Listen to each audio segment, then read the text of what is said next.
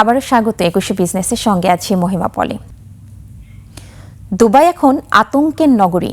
বাংলাদেশ সহ বিশ্বের নানা দেশ থেকে যারা অর্থ পাচার করে দুবাইয়ের সম্পদ গড়ে তুলেছিলেন তারা এখন চরম বিপাকে। ইরানের হামলার পর অর্থ পাচারকারী দুর্নীতিবাজরা এখন সম্পদ নিয়ে নিরাপদ গন্তব্য খুঁজে ফিরছেন, যাদের অনেকেই সিঙ্গাপুর ও হংকংয়ের মতো দেশে পাড়ি জমানোর চেষ্টা করছেন বলে জানিয়েছে আন্তর্জাতিক গণমাধ্যমগুলো। বাকিটা দেখুন ডেস্ক রিপোর্টে। মজমাস্তির দুবাই শহর এখন ভয়ের নগরী। ইরানের ক্ষেপণাস্ত্র ও ড্রোন হামলার পরই দুবাইয়ে নেমে এসেছে আতঙ্ক। রয়টার্সের খবর বলছে, বিশ্বের নানা দেশ থেকে সম্পদ নিয়ে দুবাইয়ে পাড়ি জমানো ধনীদের মধ্যে চরম আতঙ্ক তৈরি করেছে ইরান হামলা। সম্পদ ও জীবনের মায়ায় এখন দুবাই ছাড়তে মরিয়া ধনকুবেররা। দুবাই থেকে অনেকেই সিঙ্গাপুরে যাওয়ার চেষ্টা করছেন। সম্পদ স্থানান্তর শুরু করেছেন সিঙ্গাপুরে, কারণ এশিয়ার এই ধনী দেশটি বিজনেস হাব। একই সঙ্গে দেশ হিসেবে সিঙ্গাপুর বসবাসের জন্য তুলনামূলক নিরাপদ।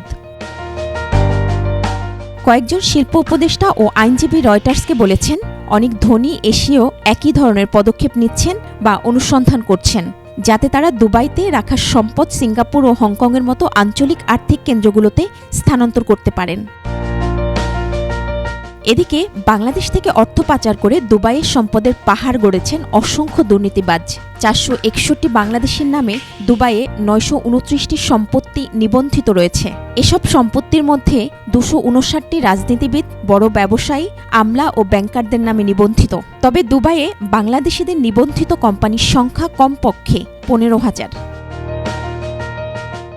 হাসিনা সরকারের ১৫ বছরে বাংলাদেশি কিছু অসৎ ব্যবসায়ী ও ধনী পরিবারের জন্য প্রিয় জায়গা হয়ে উঠেছিল দুবাই। মধ্যপ্রাচ্য অস্থিতিশীল হয়ে ওঠায় বাংলাদেশি দুর্নীতিবাজদের একটি অংশ দুবাই ছাড়ার চেষ্টা করছে বলে জানা গেছে। মহিমা পলি, ডেস্ক রিপোর্ট, ২১ টেলিভিশন। অল্পের জন্য হরমুজ প্রণালীতে আটকা পড়েনি বাংলাদেশমুখী ১৭টি জাহাজ। ইরান বন্ধ ঘোষণার ঠিক আগ মুহূর্তে হরমুজ প্রণালী ও ওমান সাগর পার হতে সক্ষম হয়েছে এসব জাহাজ। চট্টগ্রাম বন্দরে পৌঁছানো এবং পথে থাকা এসব জাহাজের মধ্যে ৪টিতে তরলীকৃত প্রাকৃতিক গ্যাস এলএনজি, ২টিতে তরলীকৃত পেট্রোলিয়াম গ্যাস এলপিজি এবং ৯টিতে সিমেন্ট শিল্পের কাঁচামাল ক্লিংকার রয়েছে। সব মিলিয়ে ১৭টি জাহাজে প্রায় ৭.৫ লাখ টন পণ্য রয়েছে। এর মধ্যে ১২টি জাহাজ ইতোমধ্যে বন্দরে পৌঁছেছে, বাকি ৩টি এই সপ্তাহে পৌঁছানোর কথা রয়েছে। জানা যায়, কাতার থেকে ১,২৬,০০০ টন এলএনজি নিয়ে আল জোর ও আল জাসাসিয়া নামে ২টি জাহাজ ইতোমধ্যে চট্টগ্রাম বন্দরে পৌঁছেছে। এছাড়া এলপিজি নিয়ে সেভান নামে একটি জাহাজ আজ পৌঁছানোর কথা রয়েছে। আর কাল ২টি তেলবাহী জাহাজ চট্টগ্রামে পৌঁছাবে। অন্যদিকে বুধবার আল গালায়েল এবং সোমবার লুসাইল নামে আরও ২টি জাহাজ বন্দরের জলসীমায় পৌঁছানোর কথা রয়েছে। হরমুজ প্রণালী ব্যবহার করে ইরাক, ইরান, কাতার, কুয়েত, বাহরাইন, সংযুক্ত আরব আমিরাত ও সৌদি আরব এই ৭ দেশের সঙ্গে বাংলাদেশের পণ্য আনা নেওয়া হয়। মধ্যপ্রাচ্যের চলমান যুদ্ধকে কেন্দ্র করে হরমুজ প্রণালী বন্ধ রেখেছে ইরান। ২০২৪-২৫ অর্থ বছরে হরমুজ প্রণালী ব্যবহার করে এসব দেশ থেকে প্রায় $৬০০ কোটি পণ্য আমদানি হয়েছে, যার বড় অংশই জ্বালানি পণ্য।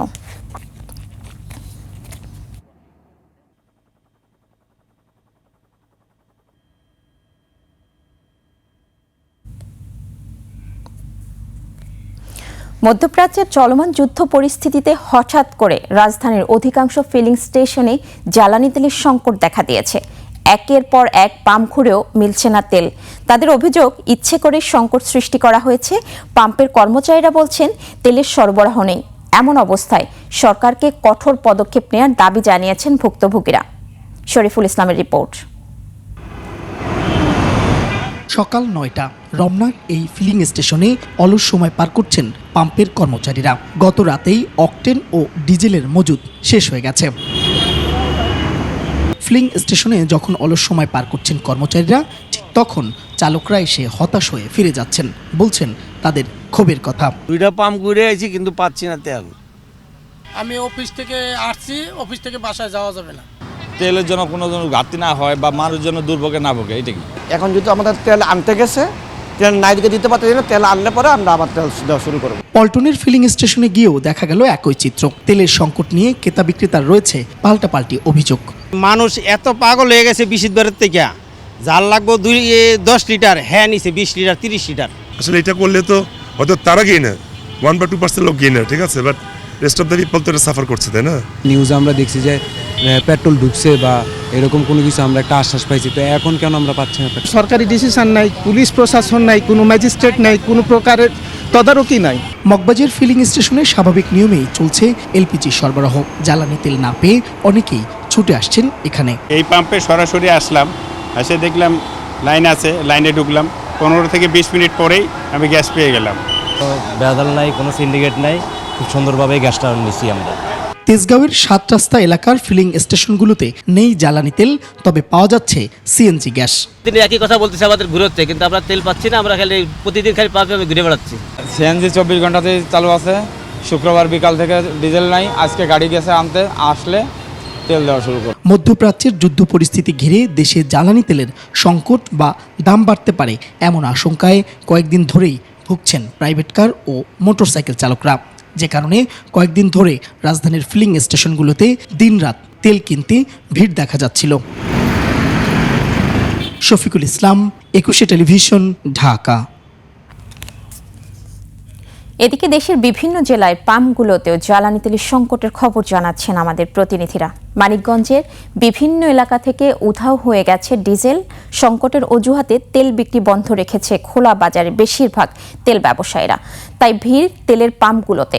ঘন্টার পর ঘন্টা অপেক্ষার পর মিলছে জ্বালানি তেল। বেশিরভাগ মানুষকে ফিরতে হচ্ছে খালি হাতে। এতে বড় মৌসুমে জমি প্রস্তুত করা নিয়ে বিপাকে কৃষক। পাম্প কর্তৃপক্ষ বলছে সবাইকে নির্দিষ্ট পরিমাণ তেল দেয়া হচ্ছে। ডিপো থেকেও সরবরাহ কমিয়ে দেয়া হয়েছে। বরগুনার বিভিন্ন তেলের পাম্প থেকে মোটরসাইকেলে 250 টাকা করে পেট্রোল দেয়া হচ্ছে। বরগুনার পাম্প থেকে তেল দেয়া হলেও বন্ধ আছে জ্বালানি তেলের দোকান। তেল সংকটের খবরে সিরাজগঞ্জে পেট্রোল পাম্পগুলোতে ভিড় বেড়েছে। বড় মৌসুমে জ্বালানি তেলের নিরবচ্ছিন্ন সরবরাহের দাবি জানিয়েছেন কৃষকরা।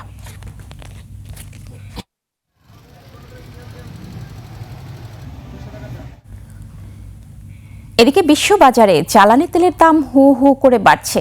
প্রতি ব্যারেল তেলের দাম ছুঁই ছুঁই করছে প্রায় 93 মার্কিন ডলার। মধ্যপ্রাচ্যের পরিস্থিতি স্বাভাবিক না হলে শিগগিরই তেলের ব্যারেল $100 ছাড়াতে পারে বলে আশঙ্কা করা হচ্ছে। ব্লুমবার্গ বলছে মে 2026 সরবরাহ চুক্তিতে ক্রুড অয়েল ব্রেন্ট ব্যারেল প্রতি বিক্রি হচ্ছে $92.69, যা আগের দিনের চেয়ে প্রতি ব্যারেলে $7.28 বেশি। এবার জানাবো আন্তর্জাতিক বাজারে সোনা ও রূপার দাম। আন্তর্জাতিক বাজারে বেড়েছে স্বর্ণের দাম। 22 ক্যারেটের প্রতি আউন্স স্বর্ণ বিক্রি হচ্ছে $5,171, যা আগের দিনের চেয়ে $89.44 বেশি। বেড়েছে রূপার দামও। প্রতি আউন্স রূপা বিক্রি হচ্ছে $84.54, যা আগের কার্যদিবসের তুলনায় $2.30 বেশি।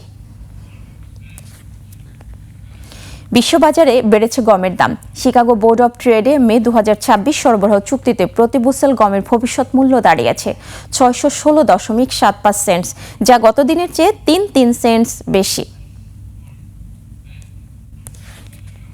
এবার টাকার সঙ্গে প্রধান আন্তর্জাতিক মুদ্রার বিনিময় হার। আন্তঃব্যাংক লেনদেনে আজ ব্যাংকগুলো মার্কিন ডলার কিনছে 121 টাকা 70 পয়সায়, বিক্রি করছে 122 টাকা 70 পয়সায়। ব্রিটিশ পাউন্ডের ক্রয় মূল্য 161 টাকা 76 পয়সা এবং বিক্রয় মূল্য 168 টাকা 83 পয়সা। ইউরোর ক্রয় মূল্য 140 টাকা 79 পয়সা, বিক্রি হচ্ছে 146 টাকা 86 পয়সায়। জাপানি ইয়েন ক্রয় হচ্ছে 73 পয়সা এবং বিক্রি হচ্ছে 82 পয়সায়। এদিকে ব্যাংকগুলো কানাডিয়ান ডলার কিনছে 89 টাকা 29 পয়সায়, বিক্রি করছে 92 টাকা 27 পয়সায়। ভারতীয় রুপির ক্রয় মূল্য 1 টাকা 25 পয়সা, বিক্রি হচ্ছে 1 টাকা 42 পয়সায়। সৌদি রিয়ালের ক্রয় মূল্য 32 টাকা 32 পয়সা এবং বিক্রয় মূল্য 33 টাকা 8 পয়সা। মালয়েশিয়ান রিঙ্গিত ক্রয় হচ্ছে 30 টাকা 66 পয়সা এবং আন্তঃব্যাংকে বিক্রি হচ্ছে 31 টাকা 59 পয়সায়।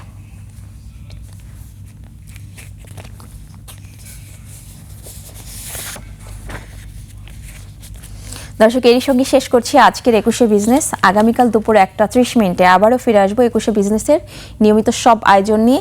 দেখার আমন্ত্রণ রইল। 21-এর সঙ্গেই থাকুন।